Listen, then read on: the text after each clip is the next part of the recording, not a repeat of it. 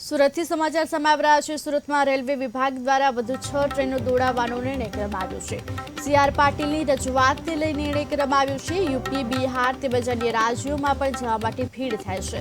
ભીડને control કરવી મુશ્કેલ બનતા ભાગદોડ મચી જાય છે। મુસાફરો વધી જતા ધક્કામુક્કી થાય છે અને મુસાફરો પરેશાન થાય છે। રજૂઆતને પગલે નવી 6 ટ્રેનો દોડાવવા માટે હાલ જાહેરાત કરવામાં આવી છે। આજે ઉધના સ્ટેશન ઉપર ખૂબ મોટી સંખ્યામાં ઉત્તર પ્રદેશ અને બિહાર અને અન્ય રાજ્યોમાં જવાવાળા લોકો ભેગા થયા ખૂબ અફરાતફરી થઈ હતી।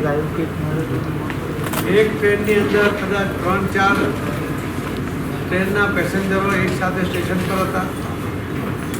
કોઈ ધક્કામુક્કી પણ થઈ। કેટલાક લોકોની ગરમીને કારણે તબિયત પણ બગડી।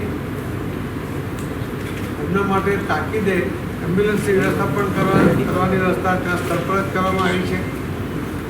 મેં આદરણીય રેલવે મિનિસ્ટર શ્રી અશ્વિનભાઈ વૈષ્ણવજીને રજૂઆત કરી હતી કે હાલમાં વેકેશનને કારણે જે રીતે અવ્યવસ્થા સર્જાય છે એના માટે લગભગ 6 વધારે ટ્રેનો દોડાવી છે। એના બીજી 6 ટ્રેનનો વધારો કરવો જોઈએ।